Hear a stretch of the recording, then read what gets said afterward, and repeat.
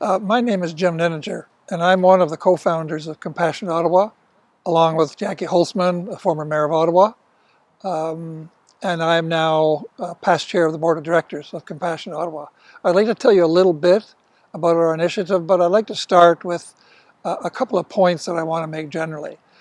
And the first one is that if you are suffering a life-threatening illness such as cancer, you will spend approximately 5% of your time with your healthcare team, your clinicians, your doctors. And you'll spend the other 95% of the time with your family, with your friends, and with your network in the community. And Compassionate Ottawa is all about the 95% of the time that you will spend while you're in a treatment course. And so we're focusing on the role of the community in helping people in need. Now, we do know that a lot of people have good social networks that can help them through this process, but too many people don't. We can think of people who are socially isolated, alone, no families, or perhaps their children are living in another part of the country. We think of the disadvantaged, the vulnerable people that live in rooming houses, don't have good care. So we need to focus on helping everybody in the community deal with issues of death, dying, grief, and loss. Now, the second point I want to make is that what we need to do is change the culture of dying that we have in our community. We don't want to talk about this. It's almost as if we don't talk about it, it'll go away. But we know it won't. And we know it happens to everyone. So we need to be thinking about this more. We need to change the culture. We need to be open to having conversations about what will happen to everyone. And the reason is that if we're more open about this, we will be open to having conversations about how to plan better. And if we plan better, the chances are we'll have a better quality of life, regardless of our life condition or how long we live. So it's very important that all of us think about the culture of dying. You know, it's a bit like Charlie Brown and the Peanuts cartoon.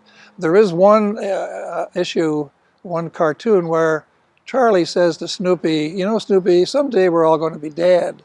But Snoopy says, "Yeah, that's right, but all the other time we're going to be alive." So our initiative is as much about being alive and living as well as you can as about dying. And so let me now just tell you a little bit about Compassionate Ottawa.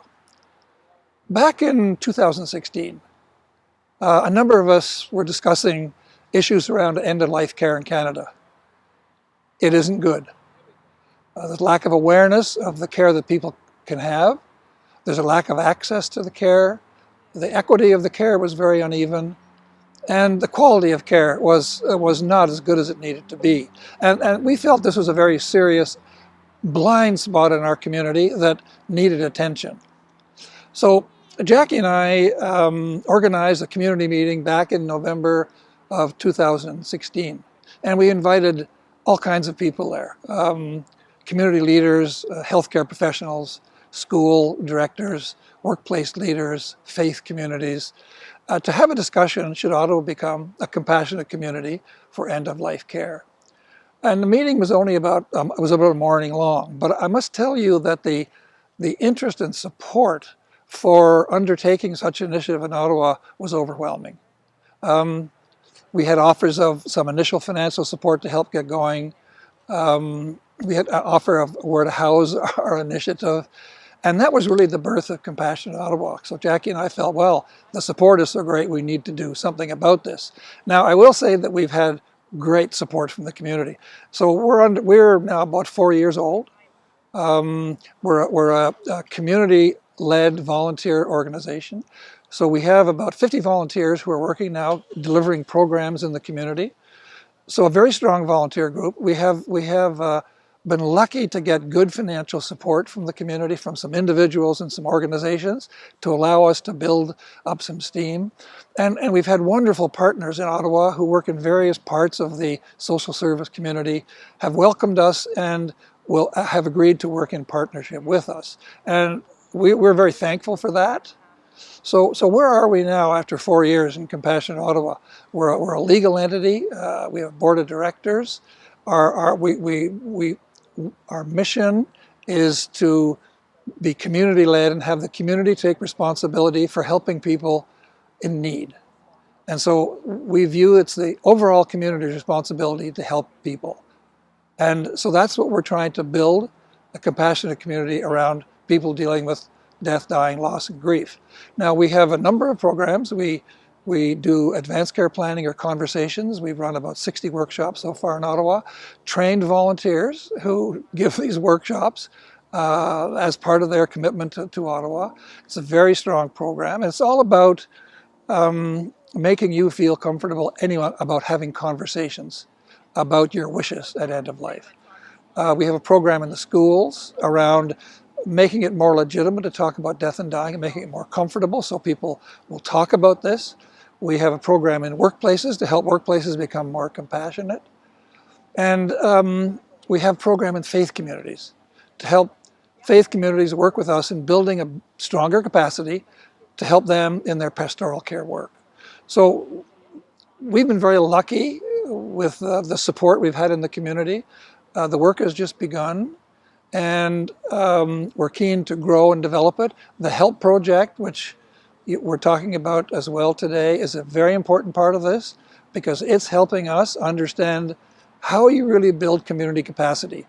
A grassroots initiative where the community determines what it wants, and that's what we're all about. So that program is absolutely fundamental. Now I'll close by saying at the start I talked about you spend 95% of your time with your community, 5% with your clinicians. The medical team is very important in this, and our success in the long run of improving healthcare and health outcomes in the city of Ottawa is community organizations like ours working effectively with the healthcare community in improving quality of life. Because professionals in the healthcare community, doctors, nurses, say they can't do this all by themselves. They need help. And so the partnership is a very important aspect of this.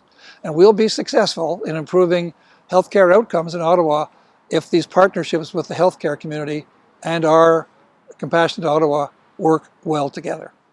Thank you.